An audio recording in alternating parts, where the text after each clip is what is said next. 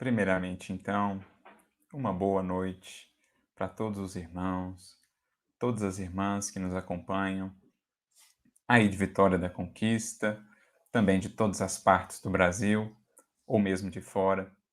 Para mim é uma imensa alegria poder estar mais uma vez participando de uma Semana Espírita de Vitória da Conquista, desta feita de maneira virtual, online, mas já tivemos também a grata satisfação de aí estar presencialmente e fomos tão bem acolhidos que guardamos com muito carinho no coração a lembrança de todos os corações por aí, a lembrança dessa experiência. Então, para nós é uma honra e uma alegria estarmos aqui mais uma vez, ainda mais nesta circunstância, sem qualquer pretensão de corresponder à altura da fala que o nosso querido Divaldo certamente traria, mas buscando aqui trazer o nosso contributo para a reflexão diante desse tema que é tão importante, que a doutrina espírita vai nos explicar assim com tanta clareza, abrindo-nos de fato horizontes muito importantes para a compreensão da vida e do nosso papel aqui, uma vez que nos entendemos espíritos em jornada, espíritos em caminhada. Então, o nosso abraço a todos os amigos e a nossa rogativa ao Mestre Divino, que nos abençoe e que nos inspire a todos nesta noite de reflexões, a fim de que sejam proveitosas a todos nós e ao nosso processo evolutivo.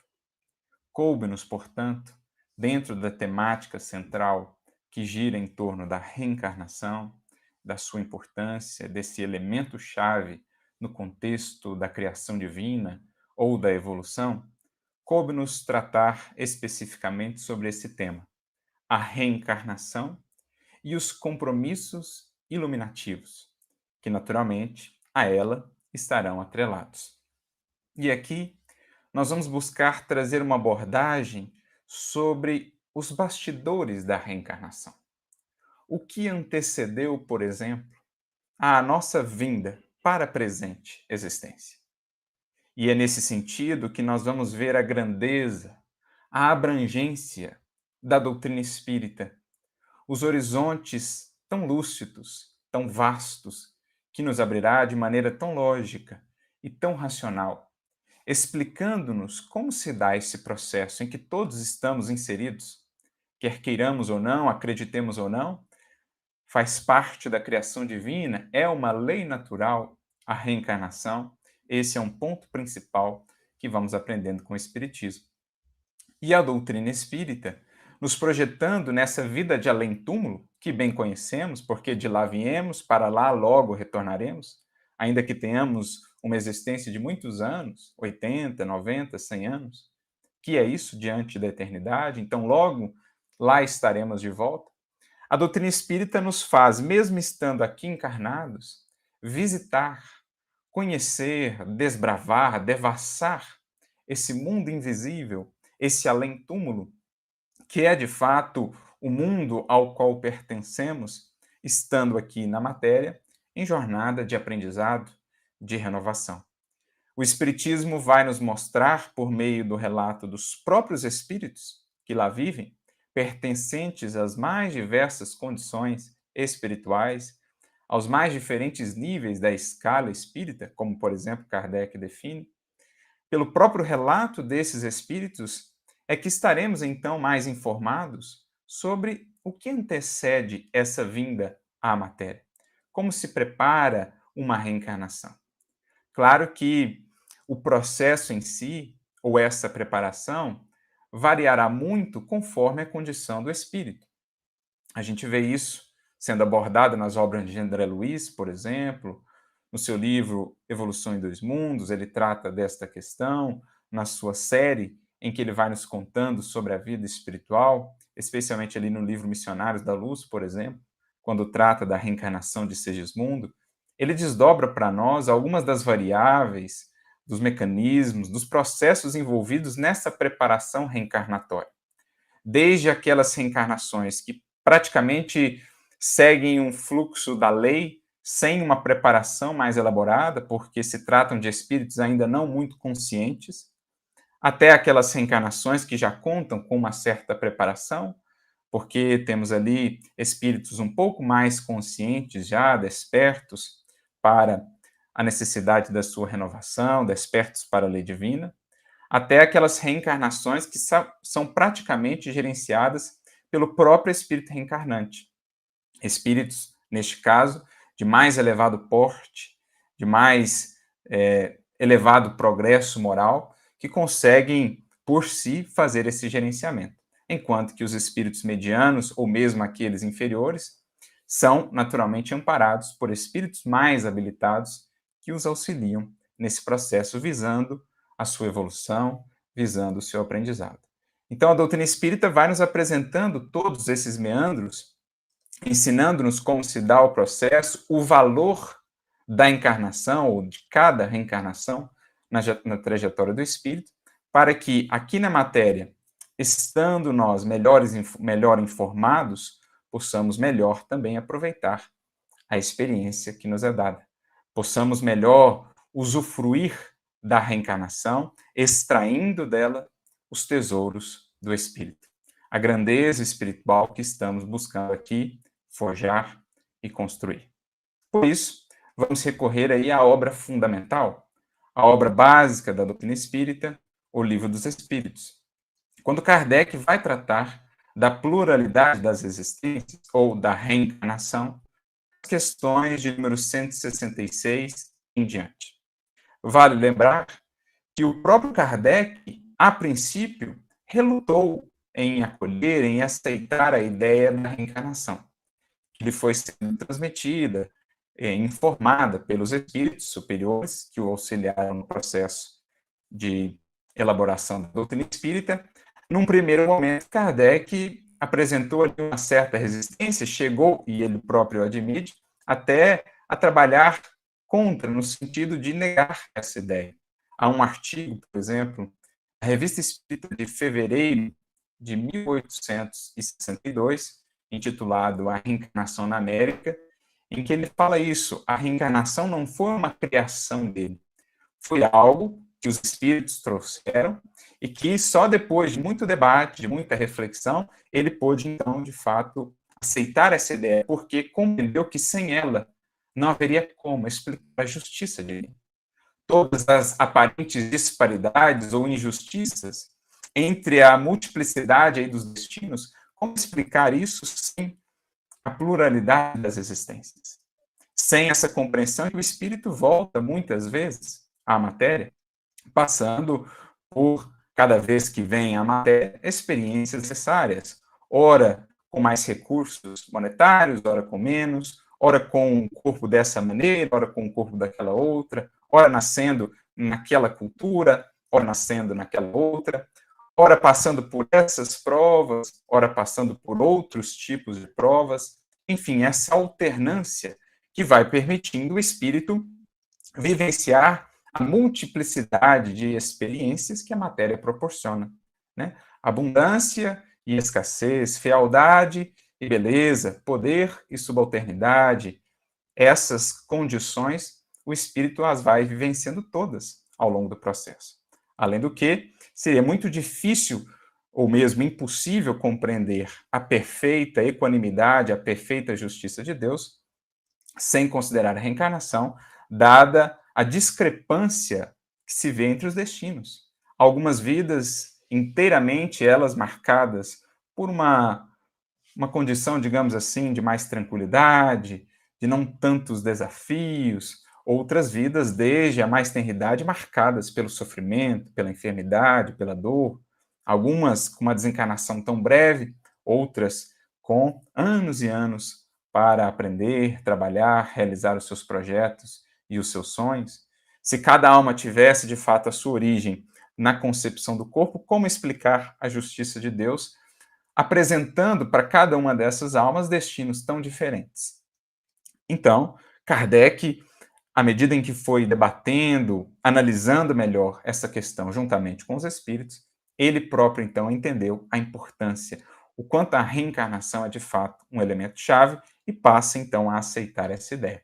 Mas não foi simplesmente uma imposição por fé cega, foi algo que foi acordado, foi entendido a partir de um debate, a partir de uma fé raciocinada, como é essencialmente a própria proposta do Espiritismo. E então Kardec depois vai tecer considerações sobre isso, como já mencionamos aqui, no Livro dos Espíritos, quando trata do assunto, também em vários artigos da Revista Espírita. Lá na obra fundamental, a partir da questão 166, ele vem trazendo algumas reflexões em torno disso, em conjunto com os espíritos, e especialmente na questão de número 222, ele traz ali uma longa série de considerações em que vai explicar o porquê a reencarnação é assim um elemento tão chave, tão essencial no contexto da criação divina, no contexto da lei de evolução em que todos estamos aí inseridos. Mas na questão 166, Kardec faz uma pergunta interessante, porque ele já havia trabalhado com os espíritos essa ideia da evolução, de que o espírito é criado simples e ignorante e vai se aperfeiçoando até chegar à condição de um espírito puro, ele vai se purificando. Kardec então questiona como isso se dá. Se o indivíduo, por exemplo, não atinge, não alcança essa perfeição durante a sua vida corpórea, como ele pode seguir nesse processo de depuração? E então que os espíritos lhe dirão, sofrendo a prova de uma nova existência. Sofrendo a prova de uma nova existência. Colocavam eles ali, na doutrina espírita, esse pilar, essa baliza fundamental da reencarnação, que não é algo novo trazido pelo espiritismo. O próprio Kardec, em vários momentos, mencionará que a reencarnação é algo tão antigo quanto o mundo. Desde as primeiras tradições espirituais aí já existiram aqueles que divulgaram essa ideia. Claro, muitas vezes misturada com algumas incompreensões humanas, como, por exemplo, no caso da metempsicose ou da reencarnação, a possibilidade da reencarnação em animais, que o espiritismo realmente vai demonstrar não existe. O espírito humano apenas se reencarna em corpos humanos, uma vez que alcançou esse patamar.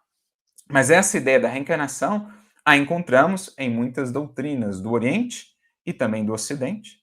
O próprio druidismo, que de certo modo é um precursor assim do espiritismo, naquela mesma região da França, antigamente das Galhas, já trazia essa ideia da reencarnação.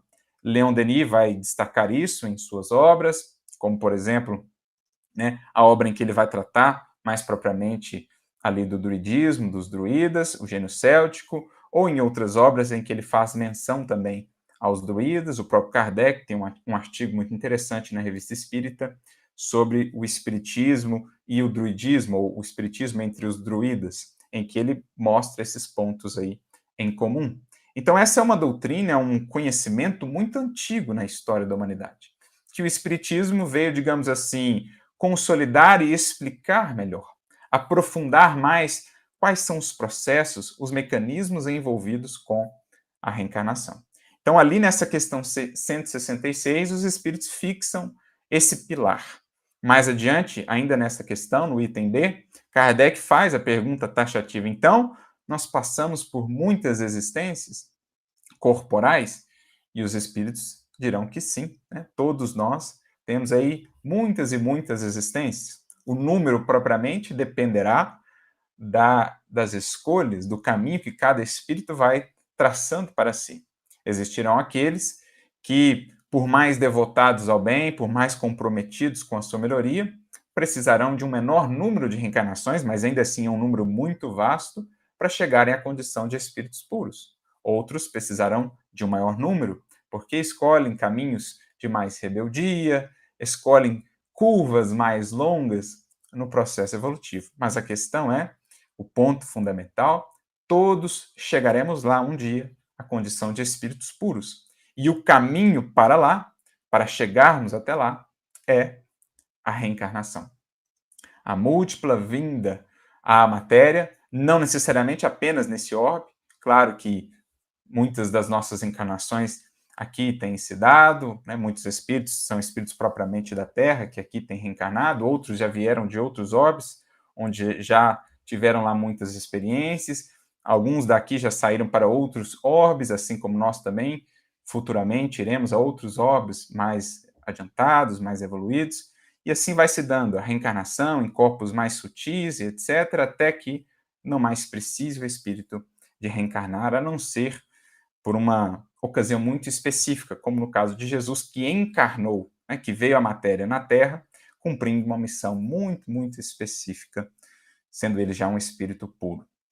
Então, assim, os espíritos iniciam o tratamento dessa questão com Kardec.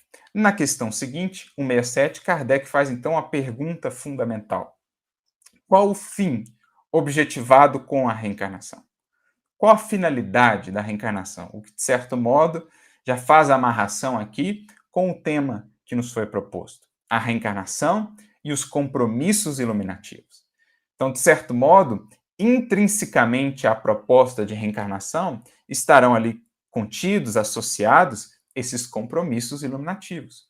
E é o que os espíritos respondem a essa pergunta de Kardec: qual o fim objetivado com a reencarnação? Eles dirão: expiação, melhoramento progressivo da humanidade. Sem isso, onde é justiça? Olha que resposta simples, sintética, mas profunda. Eles apresentam duas finalidades primordiais: expiação, como a dizer que as futuras reencarnações têm um papel educativo de fazer o espírito lidar com as consequências de atitudes, por exemplo, equivocadas de existências pretéritas. Tem o papel, as futuras existências, de fazerem o espírito trocar, digamos assim, de papel no mundo material, na existência material, passando a lidar com aquilo, por exemplo, que outrora ele criou para outros, ele gerou de prejuízos para outrem. Então ele vai alternando esses papéis para ir lidando com as consequências da sua própria sementeira do pretérito. Ele vai expiando no sentido também de purificando-se, né, de renovando-se. Por outro lado, também, amarrado com esse conceito, nós temos o segundo objetivo: melhoramento progressivo da humanidade. Quando pensamos em Jesus como modelo, referência de espírito puro, nós vemos o quanto temos ainda a desenvolver em nós, em termos de potenciais, em termos de capacidades, e naturalmente compreendemos que uma existência, por mais longa que seja, 100 anos que seja, não será nem de longe suficiente para alcançarmos essa condição. Jesus é um espírito que tem bilhões de anos de evolução. Assim, nós também temos lá quanto tempo já de existência e teremos, ou temos, a eternidade à frente. Então, muito a fazer, muito a desenvolver, são potenciais, potências infinitas, que jazem em nós na forma de sementes. Uma existência, portanto, seria impossível para desenvolvermos em todas as frentes, na arte, na ciência, o pensamento, o sentimento, quanto a desenvolver, quanto a expressar do divino em nós. Por isso, as reencarnações são como que degraus de uma imensa escada. Poderíamos lembrar aí o símbolo da escada de Jacó, lá do Velho Testamento, do Antigo Testamento. Escada esta que representa, na verdade, a jornada do espírito de ascensão em direção ao Criador. Cada existência, cada reencarnação, entendida aí como um degrau, se bem aproveitado, é um degrau que o espírito sobe nesta jornada. Então, por isso, o melhoramento progressivo da humanidade, o que nos ajuda a entender a disparidade entre habilidades, entre capacidades. Porque alguns já têm, desde muito cedo na encarnação, um pendor, uma tendência, uma habilidade tão grande, por exemplo, para a música, ou para uma determinada ciência, para uma determinada arte. Naturalmente que isso não é um sorteio divino. Onde a justiça? Se assim fosse, por isso eles acrescentam a pergunta, a resposta, essa pergunta, sem isso, onde a justiça? Não é um sorteio divino que elege alguns para serem privilegiados com essa ou aquela habilidade, não. É construção do espírito. Aqueles que já apresentam, portanto, essas habilidades, essas facilidades, isso é resultado de esforço acumulado em múltiplas existências anteriores, que faz aquilo agora parecer algo tão natural, tão espontâneo. Até mesmo a virtude, na questão 894 de O Livro dos Espíritos, por exemplo, Kardec fará a pergunta: aqueles para os quais o bem parece assim tão natural, tão espontâneo, terão o mesmo mérito? E os espíritos respondem: estes lutaram outrora e triunfaram. O bem se lhes tornou um hábito. Então, por que essa facilidade? Por que essa virtude que se manifesta desde tão cedo naquela encarnação, naquele coração? Ora, construção pretérita, assim como também determinados desenvolvimentos da inteligência, de algumas habilidades, tudo isso é resultado desse melhoramento progressivo. Cada espírito investindo melhor nesta ou naquela área que mais lhe apetece, mas no fundo todos nós haveremos de nos desenvolver em todas as áreas, por isso temos a eternidade à frente. Mas não é Deus que sai a premiar, a sortear esse ou aquele outro para terem essa ou aquela habilidade em detrimento dos seus outros filhos. Não. As possibilidades, as oportunidades, ele as oferece a todos. Cada espírito, no entanto, vai se construindo, vai fazendo o seu caminho, é artífice do seu destino, sob a tutela, sob o amparo das leis divinas, naturalmente. Então é isso que os espíritos nos dizem, e é realmente muito lúcida essa resposta. Aqui a gente entende melhor porque a reencarnação é um elemento, digamos assim, sine qua non para a compreensão da lei divina. Na ausência dela, tudo parece o caos, tudo parece o acaso, tudo parece sem sentido.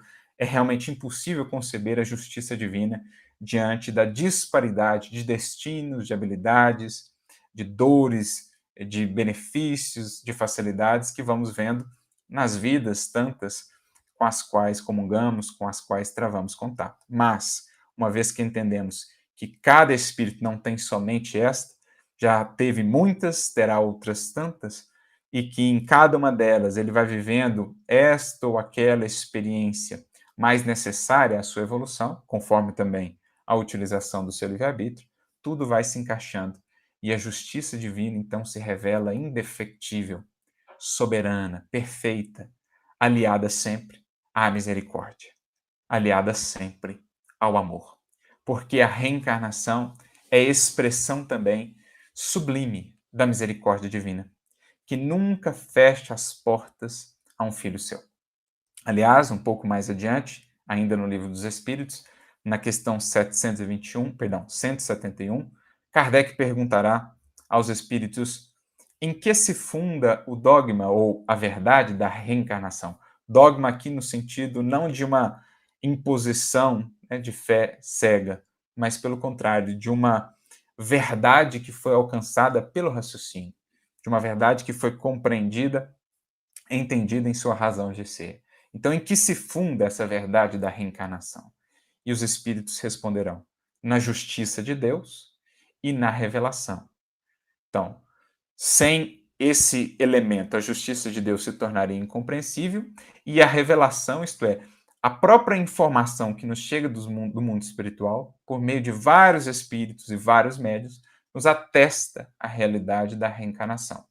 E eles ainda acrescentam: porque um bom pai jamais fecha a porta para o arrependimento de seus filhos.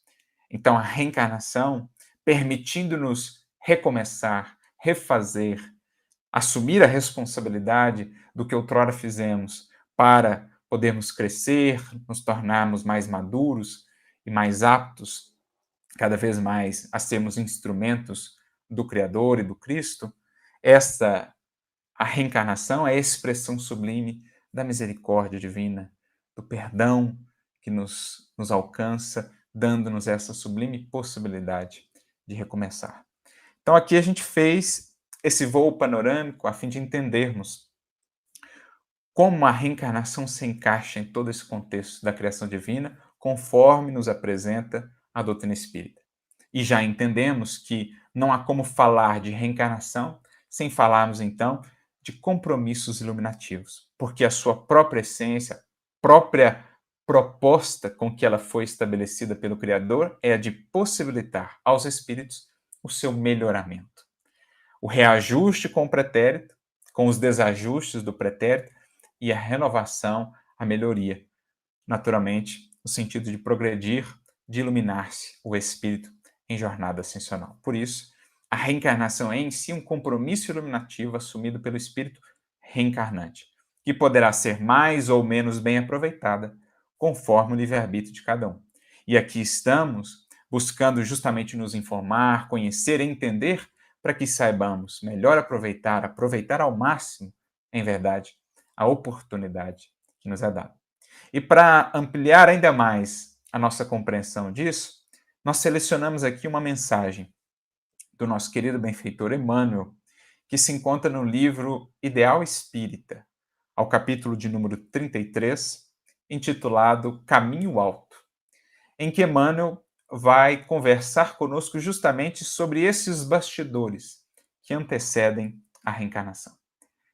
Esses compromissos que lá afirmamos, muitas vezes junto de corações muito queridos que vêm nos amparando há séculos em nosso processo evolutivo, compromissos que assumimos perante a nossa própria consciência e que precisamos aprender a manter bem, digamos assim, despertos, acesos em nós durante a encarnação. Porque o que se dá muitas vezes é que lá assumimos muitos compromissos, muitos projetos de melhoria, mas em voltando à matéria, em voltando a essa gaiola, digamos assim, que é o corpo físico, né, que muito limita os nossos sentidos e percepções, muitos de nós, por invigilância, por negligência, na ausência do cultivo de uma espiritualidade mais profunda, vamos deixando esses compromissos iluminativos se apagarem. Vão sendo abafados pelas distrações, pelos ruídos do mundo, pelos cantos de sereia da matéria que nos desviam do compromisso iluminativo. Isso nos faz, inclusive, recordar uma passagem muito simbólica que está no Evangelho, quando Jesus convida os discípulos a fazerem a travessia para outra margem do lago de Genezaré. E aqui, trabalhando um pouco os símbolos, o mar, né, ou a água ali, no contexto das escrituras, muitas vezes representava o elemento material, a matéria. Afinal de contas, a água é o elemento fundamental para a manutenção da vida na matéria. Ao reencarnar, o espírito mergulha na água, digamos assim, ali no útero. Enfim, essa vinda ao mar, essa ida ao mar proposta por Jesus, pode muito bem ser compreendida como esse retorno à experiência material. Ele convida os discípulos a entrarem ali no barco para cruzarem em direção a outra margem. No fundo, é o que nós fazemos. Quando voltamos à matéria, tomamos o nosso barquinho, o corpo físico, adentramos nesse mar da vida, que é aí caracterizado, né, pelas ondas, momentos de calmaria, momentos de tempestade, essas oscilações, a impermanência da vida material. Então, nós tomamos o nosso barquinho e vamos atravessando esse mar. Na hora de virmos, de iniciarmos essa travessia, estamos ali com Jesus em nosso barco, bem desperto, como a representar os compromissos que com ele assumimos, de melhoria, de transformação nesta nova existência. Então, iniciamos a jornada com Jesus desperto em nosso barco. Mas ao longo do processo, como acontece na passagem, que está registrada no capítulo 8 de Lucas, em Marcos, capítulo 4 também, Jesus adormece. Não que Jesus, quando pensamos no Mestre, não concebemos ele, digamos assim, inativo, ele de algum modo negligente ou adormecido diante dos seus imensos afazeres, da sua tarefa, né, de conduzir este planeta. Naturalmente, é uma representação simbólica. Nós o deixamos adormecer dentro de nós. Os compromissos iluminativos assumidos antes da existência, quando voltamos para o mar da vida, distraídos que vamos ficando, negligentes, invigilantes, imprudentes, esses compromissos vão como que ficando em segundo plano, né? Jesus vai sendo colocado lá na popa do barco, como está escrito na passagem, e adormece. Não que o mestre durma em trabalho, jamais. O mestre não descansa no trabalho. Não tem descansado há séculos, há milênios incontáveis. Mas nós o deixamos adormecer dentro de nós, na forma do descompromisso diante os compromissos ou perante os compromissos assumidos. E é então que surgem tempestades na vida que muitas vezes têm a finalidade de nos alertar, de nos despertar justamente para os compromissos iluminativos que nos fizeram voltar ao mar da vida para alcançarmos lá a outra margem quando retornarmos novamente ao mundo espiritual, melhores, renovados, transformados à luz do Evangelho de Jesus. Então, olha que interessante, até no Evangelho já temos uma passagem que, de certo modo, expresse isso, que é o que Emmanuel vai desenvolver aqui conosco. esse pré-momento, digamos assim, esse momento que antecede a nossa vinda, né? Essa preparação. Ele diz assim: além da morte, as alegrias são fulgurações crescentes do espírito, na liberação das forças emotivas que se descartaram da matéria mais densa. Entretanto, no mesmo princípio, as dores da consciência atingem o superlativo da angústia. Então, o que Emmanuel está descrevendo nesse início da sua mensagem? Que uma vez distanciados, desvinculados do corpo físico, após uma desencarnação, quando retornamos ao mundo espiritual, as percepções do espírito naturalmente se ampliam. Se o espírito já tem ali um mínimo de consciência, se já está minimamente desperto. Claro que existirão espíritos que estão ainda de tal modo brutalizados, né? Que estão ainda de tal modo apegados à matéria que sequer tomam conhecimento de que desencarnaram, às vezes reencarnam mais uma vez, num processo quase que compulsório, sem terem consciência muito de terem passado ali pelo mundo espiritual.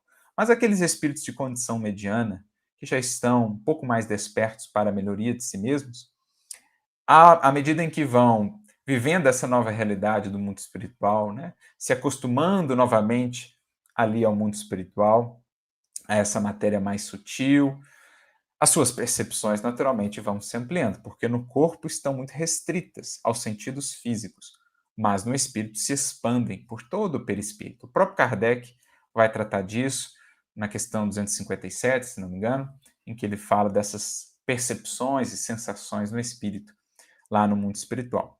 Então, se por um lado as alegrias são fulgurações crescentes, então aquilo que ele fez de bom, aquilo que foi melhoria, aquilo que foi progresso, gera no espírito tremendas alegrias, tremendos contentamentos. Por exemplo, também o fato de rever, né, amigos, familiares. Tudo isso gera no espírito alegrias que são fulgurações crescentes, né? Alegrias assim muito mais profundas, muito mais tocantes do que aquelas que podemos por hora sentir. Só que essa sensibilidade não cresce apenas no que diz respeito às alegrias. Essa sensibilidade cresce também no que diz respeito, digamos assim, aos remorsos, né? Aqueles atos equivocados, aquelas posturas inadequadas, aquilo também vai crescendo dentro de nós na forma de um incômodo, da consciência culpada, que vai, digamos, clamando por reajuste, por oportunidade de reparar, de refazer. Então, a sensibilidade se amplia para ambos os lados, tanto no que foi positivo, naquilo que diz respeito à alegria, como também naquilo que foi negativo, aquilo que foram equívocos. Essa sensibilidade também acompanhada aí desse remorso, desse arrependimento. Por isso, Emmanuel continua: à vista disso, o remorso em nós é qual fulcro de agonias morais, reavivando a lembrança dos nossos erros com espantoso poder de repetição. Então, quando o espírito está ali no mundo espiritual, despojado das limitações da matéria, e na medida também que ele vai se instruindo do lado de lá, ao contato dos benfeitores espirituais, cada vez ele vai vendo a vida que teve com mais clareza, identificando equívocos que antes passaram meio batido, não foram assim tão focalizados, não foram assim tão analisados por eles, agora eles começam a crescer, eu começo a enxergá-los melhor, e esse remorso vai constituindo-se aí um fulcro de agonias, um incômodo íntimo, sabe? Uma lamentação que vai, mais cedo ou mais tarde, se traduzindo num anseio, numa quase que necessidade de reparação, de reajuste, né? Um clamor por recomeçar, por tentar fazer diferente e melhor numa próxima vez.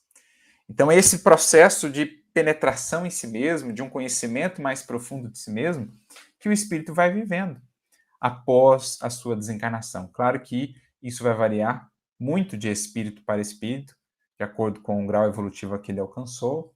O tempo desse processo também vai variar, mas os espíritos já minimamente conscientes, como mencionamos, vão passando por isso, né? Destacando o que já foi ponto positivo e que pode ser melhorado, mas também atentando para aquilo que é ponto negativo, para aquilo que foi equívoco, foi uma postura inadequada que é preciso reparar, que é preciso corrigir.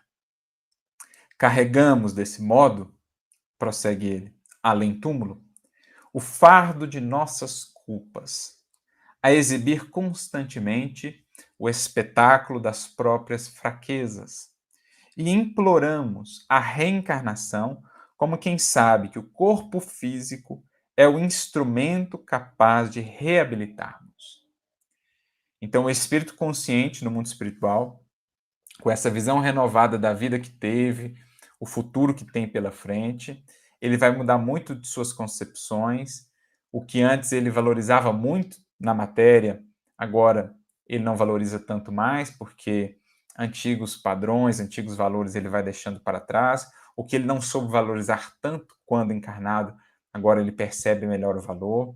E até por isso que em futuras existências ele vai pedir, vai implorar, dizem aqui os espíritos, ou diz aqui Emmanuel, né? Por experiências desafiadoras, por lutas, por provas, reconhecendo esse tremendo valor da reencarnação do corpo físico como instrumento de reabilitação.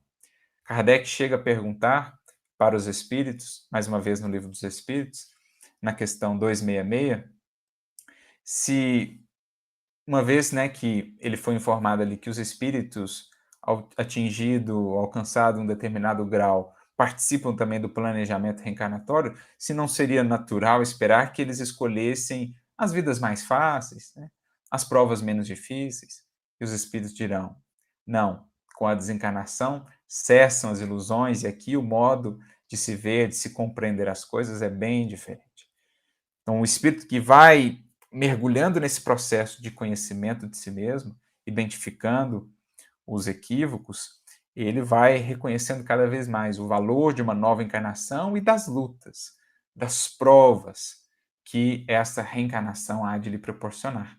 Existem até mesmo, e os espíritos nos trazem alguns casos, aqueles que desejariam até mais do que momentaneamente podem ou poderiam abarcar ou alcançar em termos de provas, e os benfeitores espirituais mais maduros, mais experientes, vão dizer, vamos um pouco mais devagar, né? Porque nesse anseio de melhoria, o espírito quer abraçar tudo de uma vez, mas voltando à matéria, o processo é complexo, é difícil, e os espíritos, então, vão auxiliando, né, os espíritos benfeitores, aquele espírito reencarnante a planejar melhor a sua próxima existência. Então, é o que Emmanuel está nos dizendo.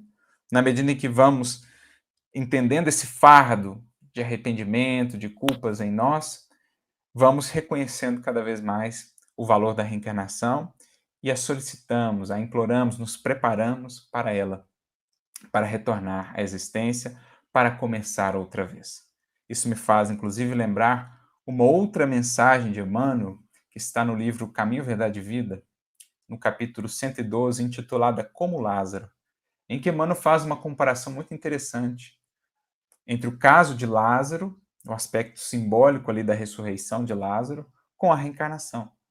E ele diz assim que aquele estado em que Lázaro se encontrava, né, todo envolvido ali pelas faixas, dentro do sepulcro, naquela sombra e tudo mais, é um símbolo da condição de muitos espíritos no plano espiritual, que se encontram intimamente, né, em seu mundo interior, como Lázaro, ali cerrados naquela caverna do arrependimento, do remorso, da culpa, atados àquele sofrimento, àquela aflição. E então a reencarnação é como que aquilo que Jesus fez com Lázaro. É o mestre que nos possibilita recomeçar. É Jesus que nos alcança dizendo: desatai-o e deixai-o ir.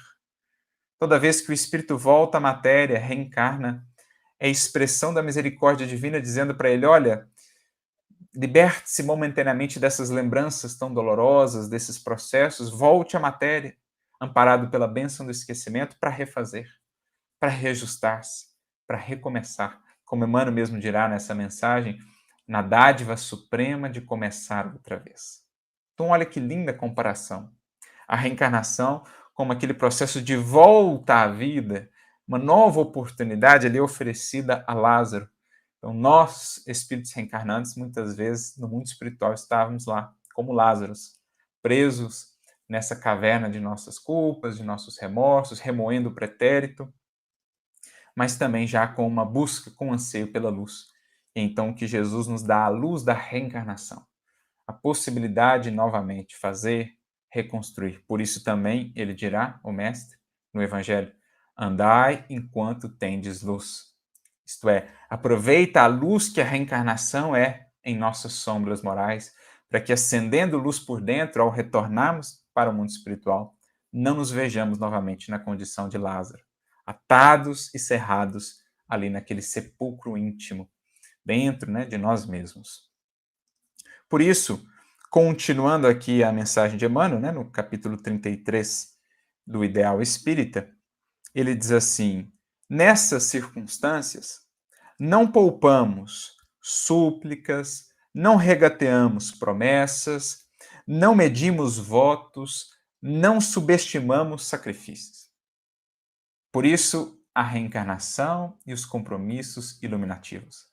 Porque o espírito consciente do lado de lá, o espírito desperto para a necessidade da sua melhoria, nessas circunstâncias não poupa súplicas, não regateia promessas, votos ou sacrifícios. Assume de fato esses compromissos iluminativos perante si mesmo, perante a sua consciência, perante os benfeitores que o amparam, perante o Cristo, que é o sumo benfeitor de todos nós, e, em última e primeira instância, perante o Criador.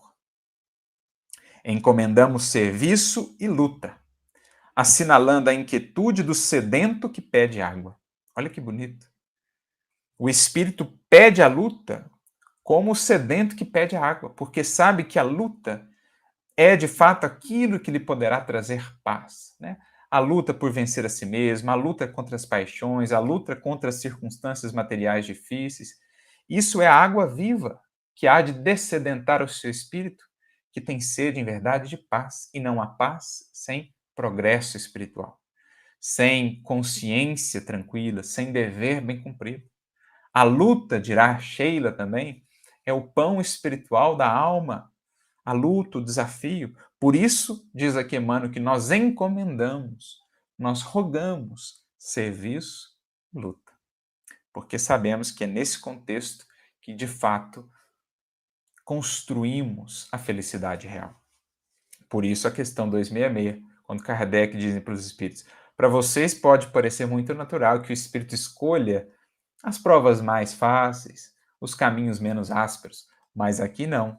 As ilusões cessam, a visão, a perspectiva é completamente diferente.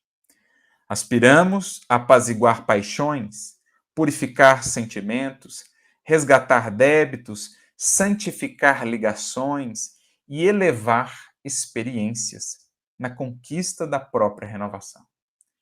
Então, é apaziguar paixões, lidando com as tentações na matéria, é purificar sentimentos, convivendo muitas vezes no ambiente do mesmo lar, com desafetos do pretérito, com aqueles que nos prejudicaram ou aos quais prejudicamos. Vamos estar ali no mesmo ambiente, no intuito de purificar sentimentos, de resgatar débitos, de santificar essas ligações, ligações que outrora nós construímos para o exercício do crime, para prejudicar outras pessoas. Vamos buscar agora converter em ligações de afeto, de trabalho em comum, de fraternidade, enfim, elevar experiências. O poder que outrora não soube utilizar, vou aprender a valorizar agora por meio da subalternidade, ou por meio, mais uma vez, de um cargo, de um poder, que serei convidado a utilizar de maneira adequada, visando realmente o bem comum e não o interesse pessoal. O sexo que não soube utilizar de maneira equilibrada, vou ser convidado a reajustar na presente existência. O recurso monetário, né, a fortuna que porventura tenha tido. Enfim, elevar as experiências que outrora foram por nós rebaixadas, que não soubemos manter a altura da lei divina. A reencarnação nos permite revivê-las, ou quadros, digamos assim, antagônicos, né? Quadros opostos, a fim de sabermos valorizá-las melhor. Tudo isso dentro dessa proposta sublime da reencarnação. E quase sempre, segue ele, renascemos em duras dificuldades a fim de redimirmos-nos à maneira do aluno internado na escola para educar-se. Não recuses, assim, a provação ou o problema que o mundo te impõe, nas horas breves da passagem sob a neblina da carne. Porque, como dirão os Espíritos, no Livro dos Espíritos, é um relâmpago na eternidade, cada encarnação. São horas breves quando comparamos a eternidade.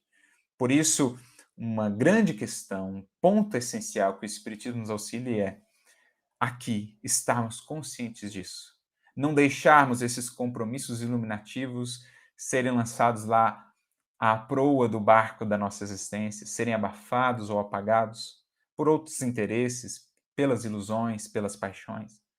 Por isso estudamos, por isso trocamos ideias, por isso aprendemos com a doutrina espírita e com o Evangelho do Cristo, para que essa chama desse anseio de renovação e melhoria não venha a se apagar. Saibamos conduzi-la, porque ela será a luz a iluminar a nossa jornada pelo mar da vida, em direção ao porto, né, do outro lado, quando retornarmos à espiritualidade, o porto seguro da paz, da consciência tranquila, pelo progresso realizado.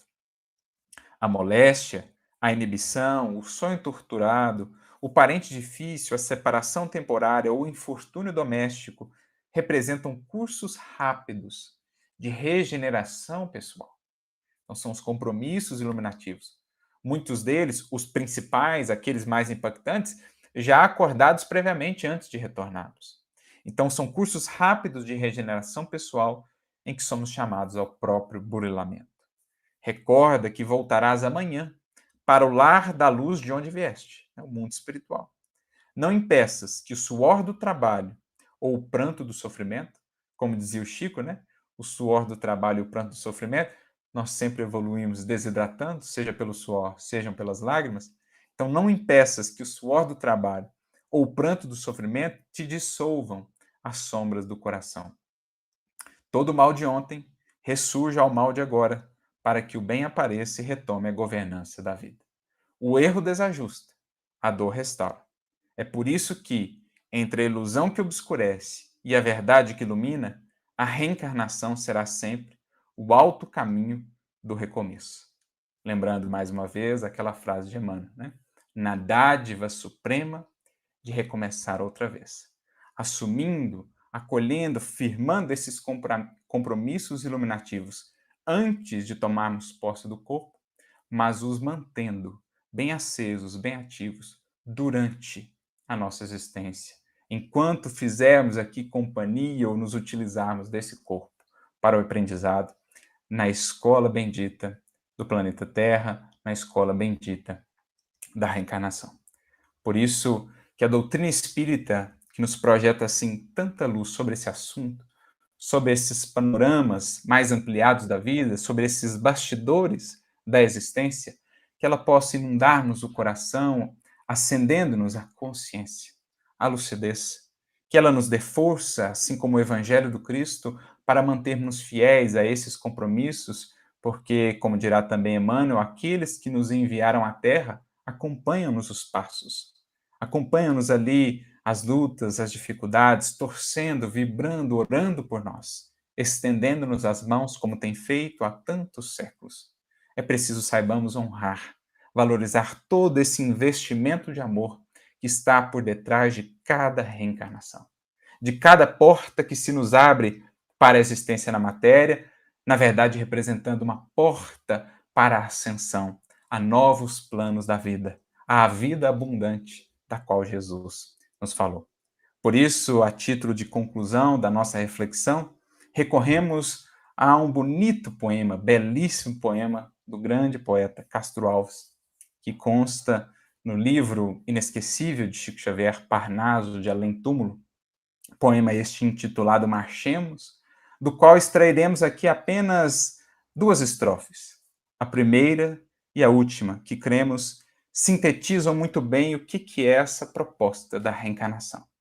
Como ela é esse elemento chave e essa expressão sublime da misericórdia divina que precisamos aprender a valorizar. Por isso, Castro Alves, por meio das mãos inspiradas e abençoadas de Francisco Cândido Xavier, nos dirá: há mistérios peregrinos no mistério dos destinos que nos mandam renascer. Da luz do Criador nascemos, múltiplas vidas vivemos, para a mesma luz volver. Olha que linda síntese, em uma estrofe, da proposta sublime da reencarnação. Há mistérios peregrinos no mistério dos destinos que nos mandam renascer. Da luz do Criador nascemos, múltiplas vidas vivemos, para a mesma luz volver. E então, mais adiante, na última estrofe, ele concluirá dizendo: uma excelsa voz ressoa, no universo inteiro ecoa, para a frente caminhai. O amor é a luz que se alcança, tende fé, tende esperança, para o infinito marchai. Olha que lindo. Uma excelsa voz ressoa, no universo inteiro ecoa, para a frente caminhai. O amor é a luz que se alcança, tende fé, tende esperança, para o infinito marchai. Que essas palavras sublimes possam nos inspirar e nos ensinar a valorizar a ocasião extremamente preciosa que temos em mão, com a presente encarnação. Que o Cristo nos conduza, nos inspire e que possamos então alcançar a outra margem de retorno à vida maior, como quem soube trilhar os caminhos da vida, inspirados pela luz de Jesus, inspirados pelos princípios do Evangelho, fazendo-nos melhores, fazendo-nos mais capazes para expressar cada vez mais em nós a luz divina, de onde viemos e para onde estamos destinados a retornar. Que Jesus nos abençoe e nos inspire a todos, muita paz e muita luz na jornada de cada um.